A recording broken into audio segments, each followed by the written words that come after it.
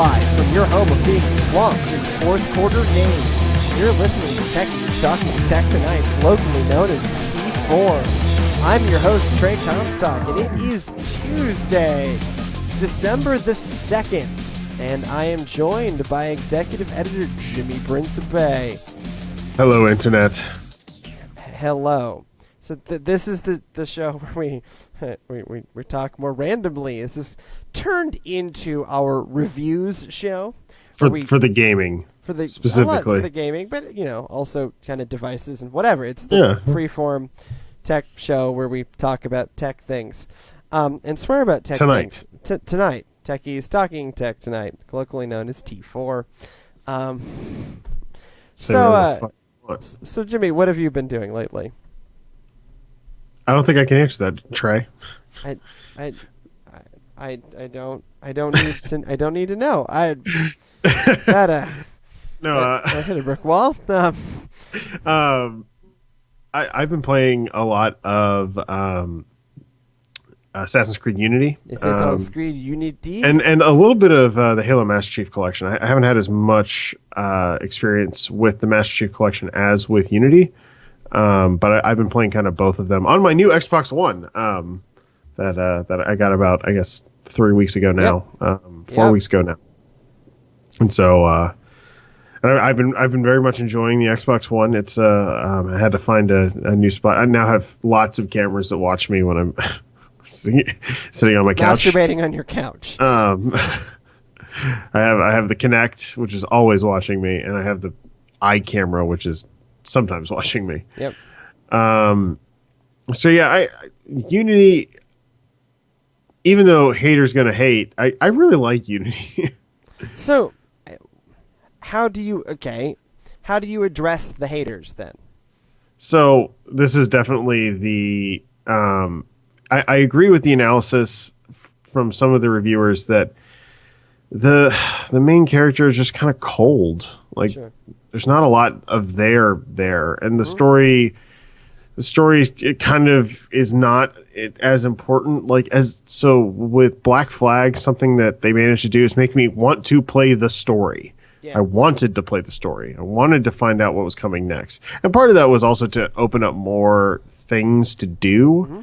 But because unlike other Assassin's Creed games, you don't really leave Paris as part of the storyline other than through these like rifts, which the rift thing is totally like contrived and I don't like. But so tell me about the rifts. So I can't remember what the storyline tie-in for it is, but basically there are these rifts that take you to other times. So when they introduce them to you at one point you're climbing around on the Statue of Liberty, which is actually 80 years in the future from the Revolution.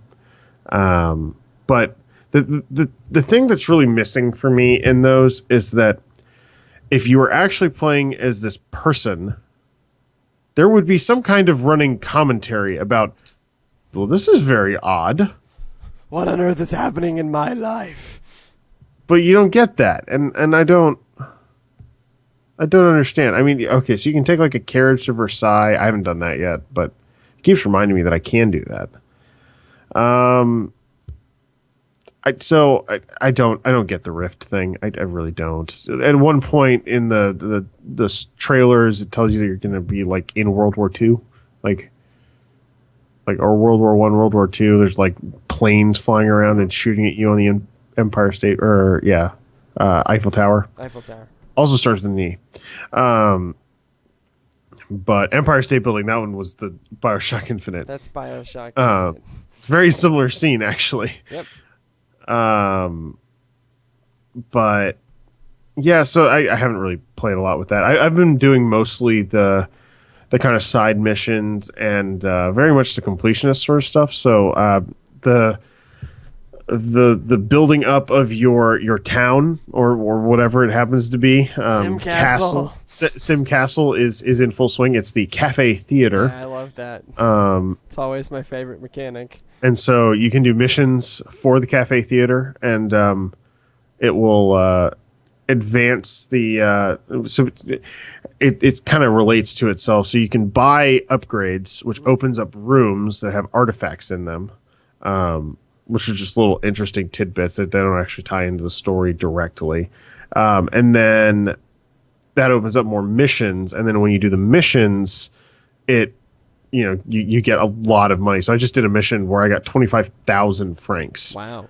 Now it was the final mission of the cafe. I did the final mission of the cafe theater missions. Now, one of the things they've added in this iteration of Unity is that you have difficulties of different missions. So you have a level up to 5 little diamonds, and then the missions are graded based on those diamonds as well. And your enemies are graded based on those diamonds, and the different districts are graded based on those diamonds. So that'll determine the difficulty of the enemies that are in that district, which is an interesting change. And I think it's something that they had to implement because all of Paris is available to you the second that you so they're get not gating released. it at all. So it's not gated at all. I can go anywhere in Paris I want. Okay.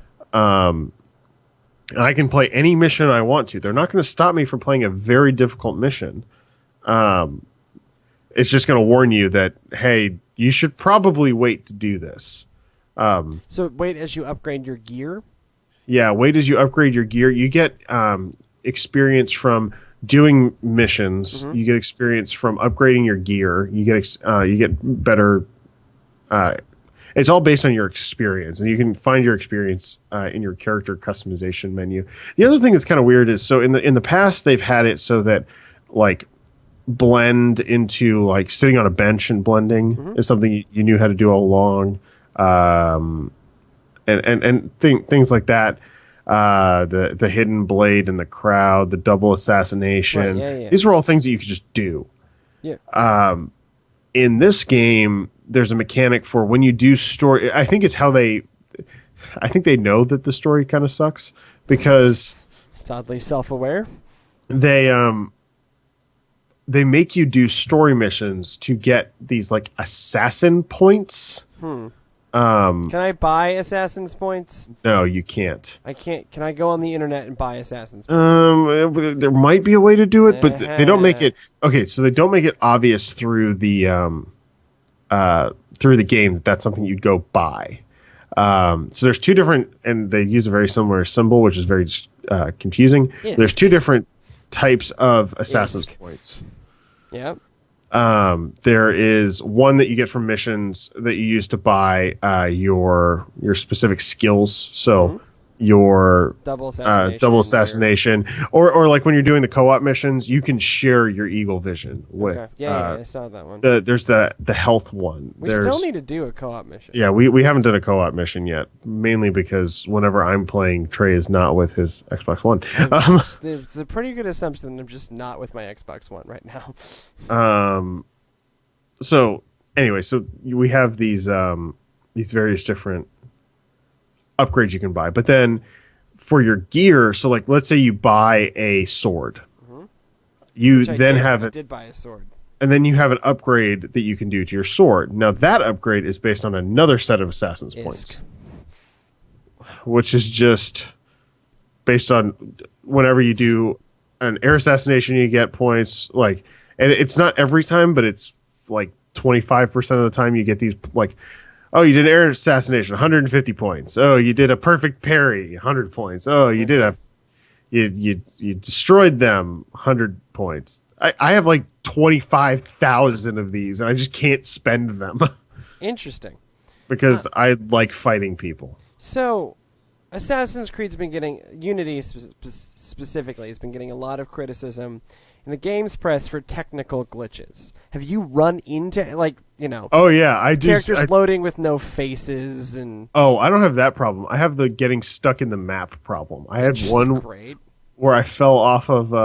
I was trying to go underground, and I landed. I was jumping down into this underground kind of like stairwell, and I got stuck right in between where the stair was going down and the wall. And so there's this great, like, I'm running, and like you could kind of see the street above me, and you kind of see nothing below. It was great. It was so every time, because I'm doing it on the Xbox One, I go, Xbox, record that. Yeah, it's great for game bugs.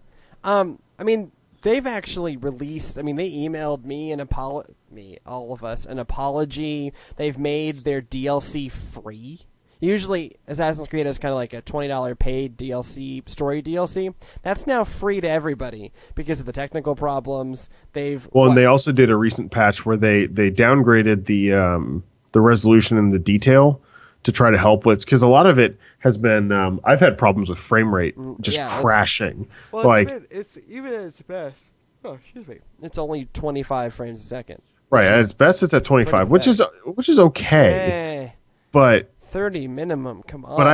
But I've had it drop to like 5, where you can tell it's noticeably slowing down. And the whole reason why they were and this is on the Xbox One, the whole reason why they were doing this was because they dropped the resolution to 900 in order to fix the frame rate. Right. But obviously that wasn't enough. Obviously they misjudged, which is very strange, that on a console they misjudged the frame rate, because it's a very set amount of hardware and operating. But with the Xbox One, I've had a lot of those kinds of issues whenever I'm running Assassin's Creed. I've had Assassin's Creed totally mess up my machine, where I've had to do a hard reboot. Interesting. To clear out its memory. Basically, it's a Microsoft product.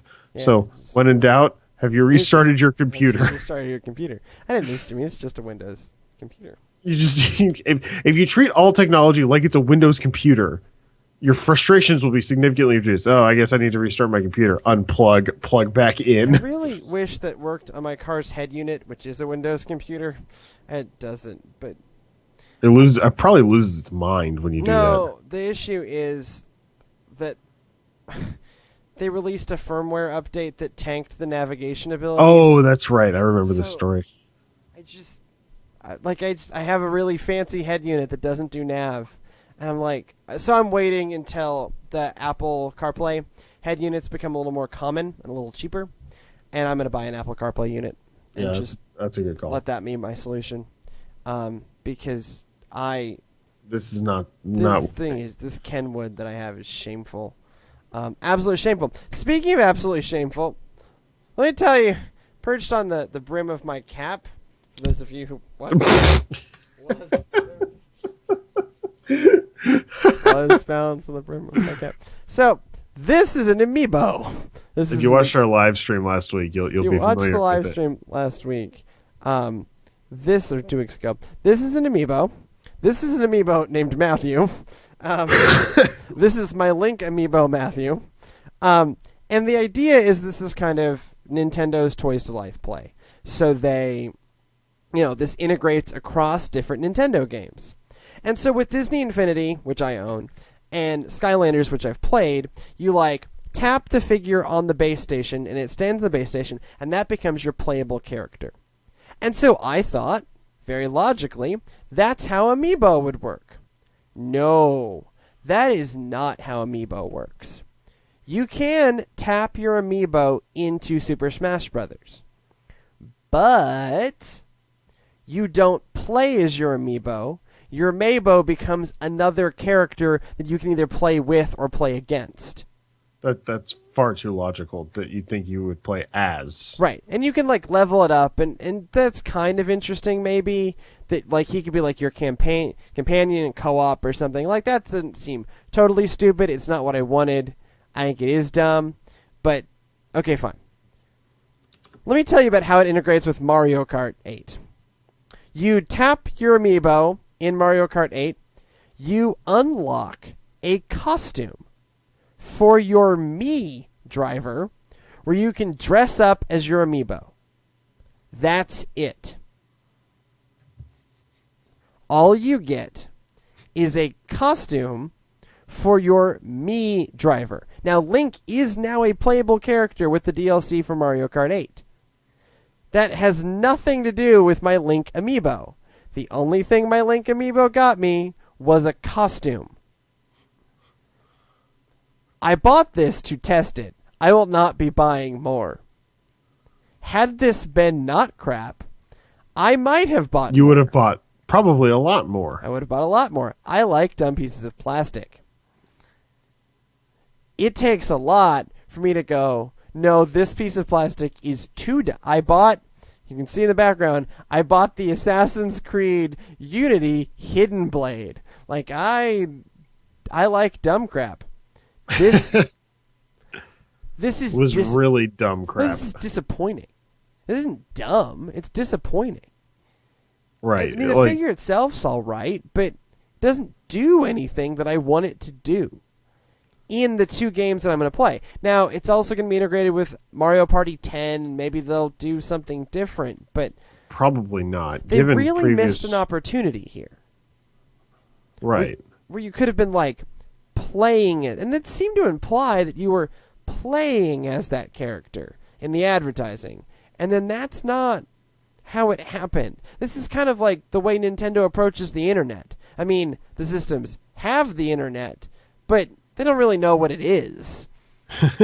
Same thing with Toys for Life. I mean, yes, now they have a Toys for Life play, but they don't really care about Toys for Life. Toys to Life, it's just, this really just feels like a loosely cobbled together revenue grab. It's definitely a revenue grab. That's for sure. But I'm fine. Look, they're corporations. It's all revenue grabs. I'm fine with that.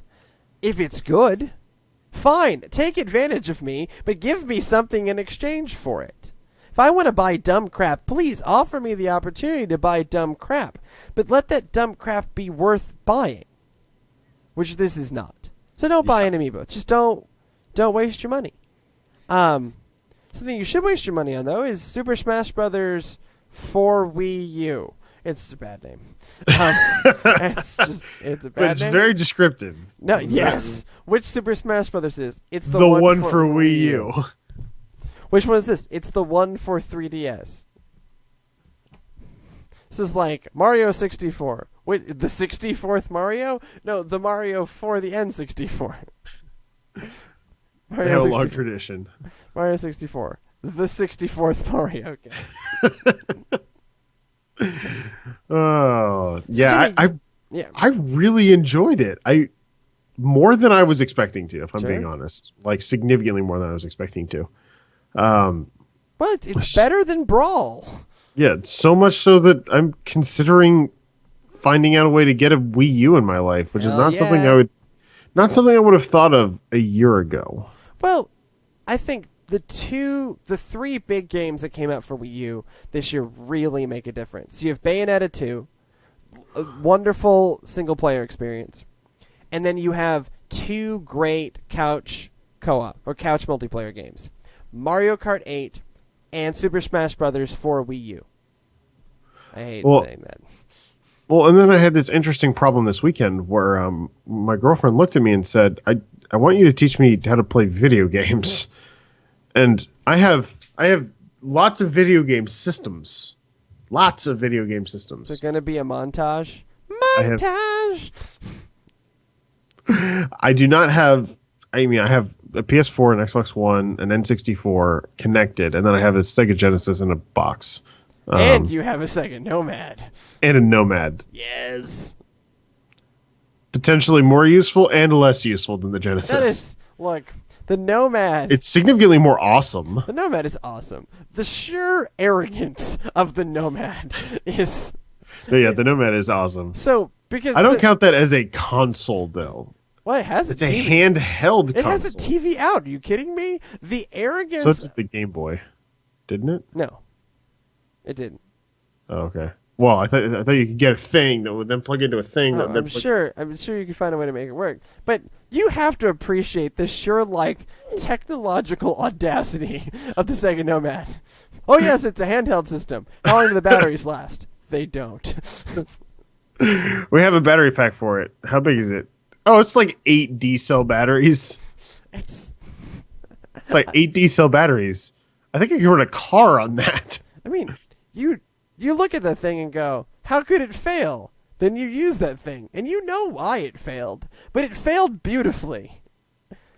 That thing is pretty awesome. It's a beautiful failure of a device. They sold, none of them. It's why they're so hard to get.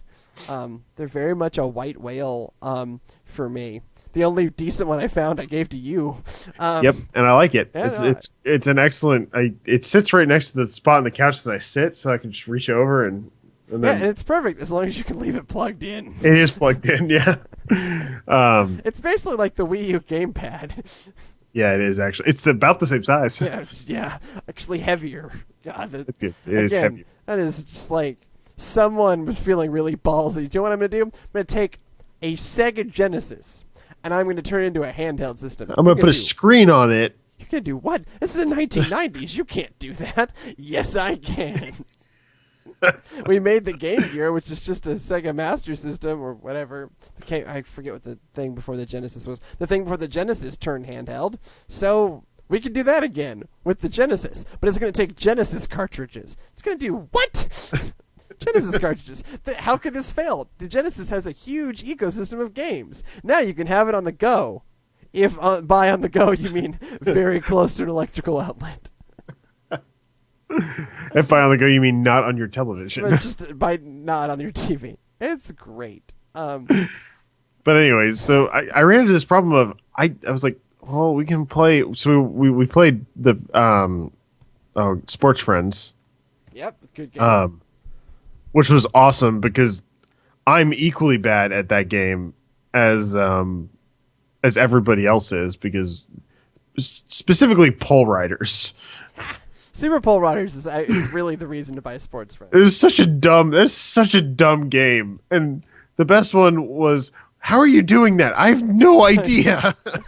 See, the one I want to do next time I'm in Houston, we're going to invest a lot of money in motion Sony motion technology, and we're going to play Johann Sebastian Joust. I don't know how much those Move controllers are. Don't care. I will spend whatever it takes to be able to play Johann Sebastian Joust. Googling is the death of PlayStation Move controller. Yeah. $10 on eBay. Oh, that's not for the thing. I need the thing. You need the vibrator. I mean the vibrator. $25 on Amazon.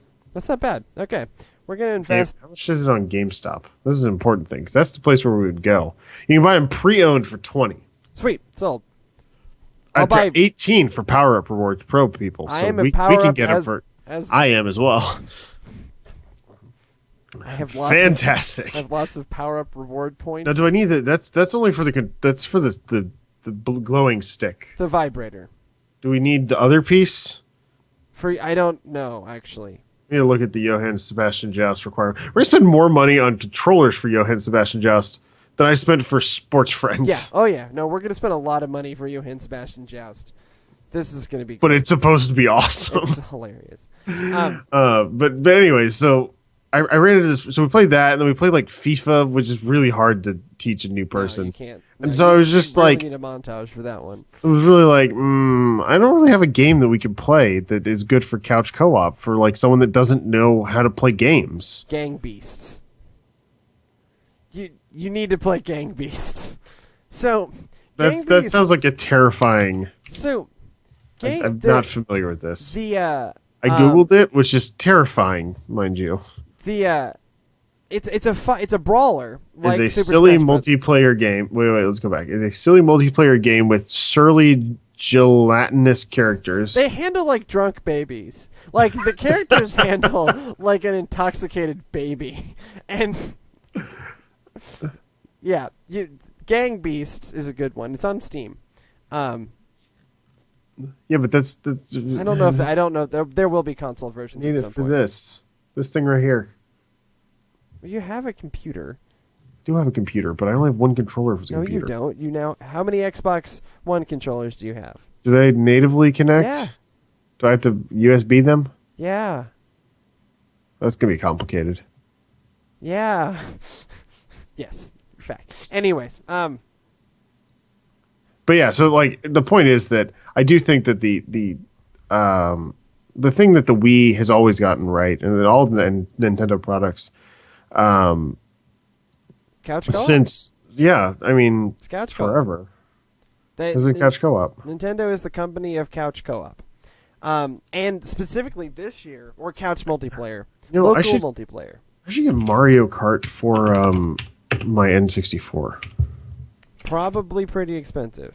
Oh, I'm sure it's expensive. Again, what's it, eBay?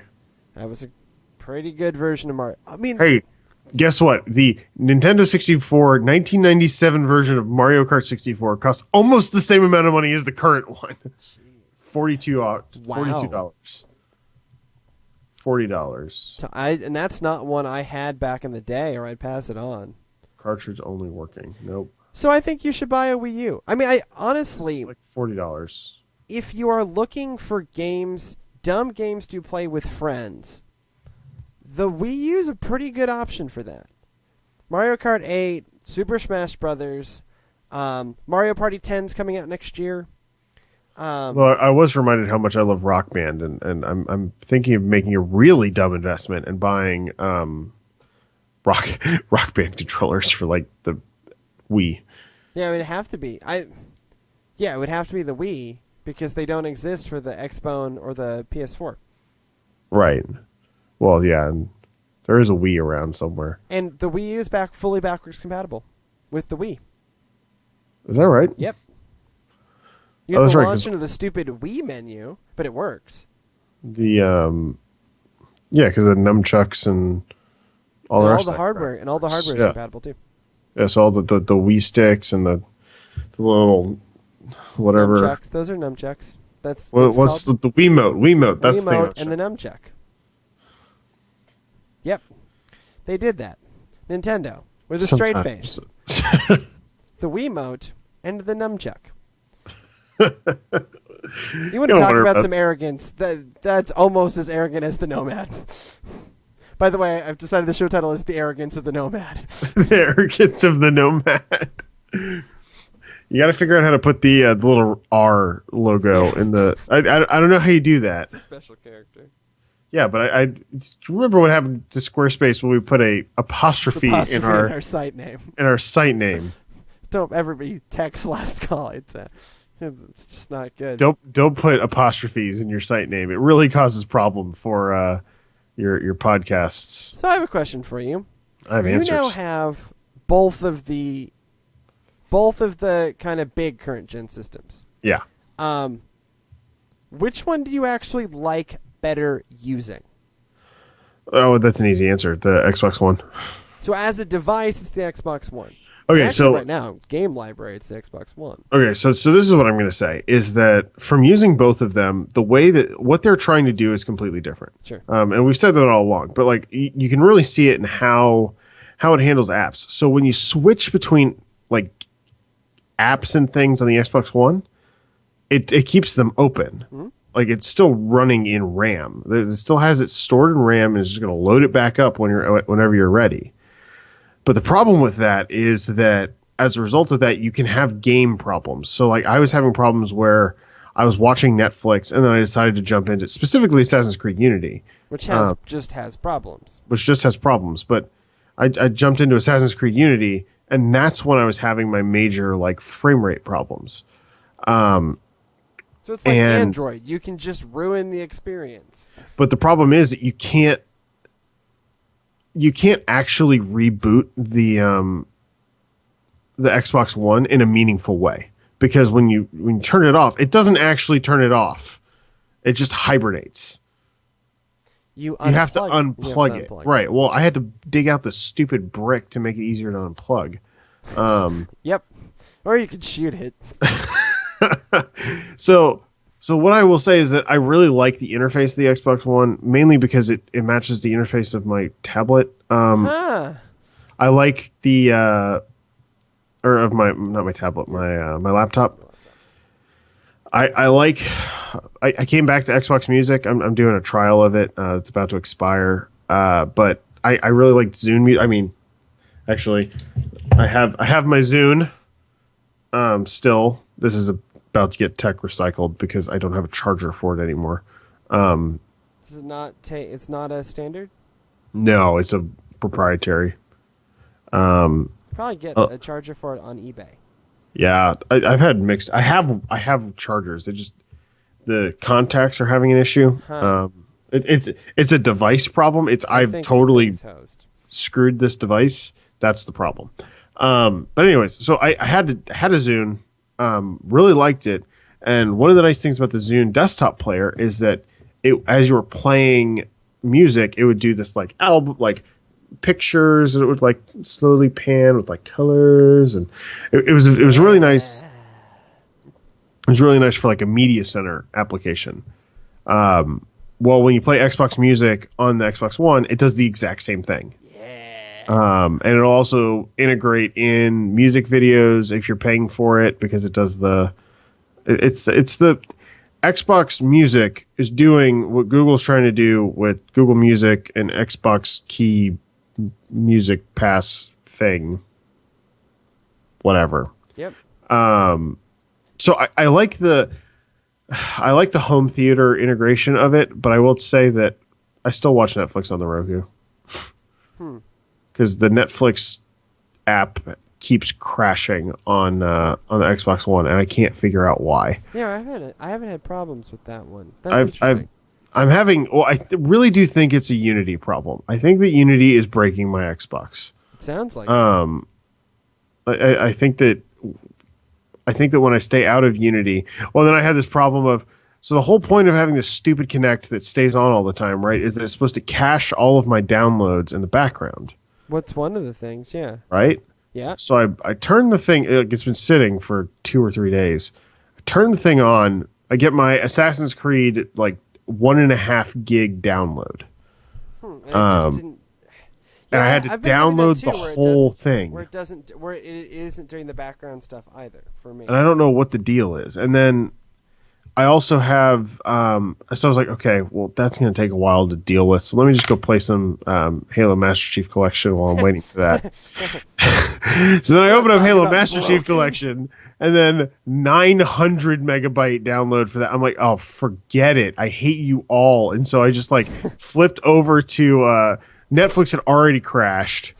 So it's just like I give up on this system today. You go ahead and download your crap in the background. I'm gonna go watch Netflix on the Roku. Well, I mean, those two games that you are talking about launched are broken. Especially Halo Master Chief Collection. The matchmaking for that is broken. Which I'm obviously not going to be playing the Halo Master Chief Collection. But I played a lot of Halo 1 multiplayer before I realized that's what was making me motion sick. I mean, I played a lot of Halo 1 the multiplayer in high school and early college. And the idea that you can't match into a game, which is the point. Which is one of the major attractions, is that finally you have Xbox Live Halo 1 multiplayer, and it doesn't work. I mean, come on, guys! I remember running Ethernet between two Xboxes in 2 different rooms. I remember doing it for 16 of them. I mean, like you could do. Oh well, we didn't have that larger groups that we were doing, but well, we also had mods for like anyways. We had Wi-Fi. Yeah. But yeah, we Ethernetted them together, and just we'd play Halo on these 2 machines. And it was awesome. Yeah. It's freaking awesome. And now, theoretically, you can do that on the internet if they ever fix it. Which was supposed to... The last patch was supposed to do that. And the patch before that was supposed to... They just haven't... Yeah. Well, they did the temporary patch where they're like, look, we're just taking away all of your choices. You can't play anything except for this. Yeah. And this is still going to be somewhat crippled. But, okay, so I think that the PS4 is a better game system. At least at the moment. In the sense that the way that it handles it, so hardware wise, it's better to start with. Sure, yeah, it's the faster RAM. And then if you open up any program, anything on the PS4 does not do multitasking. Right, which has been the big complaint about the Xbox One, is it's slightly less powerful and it holds power in reserve specifically for its multitasking. Right. And it's ambitious.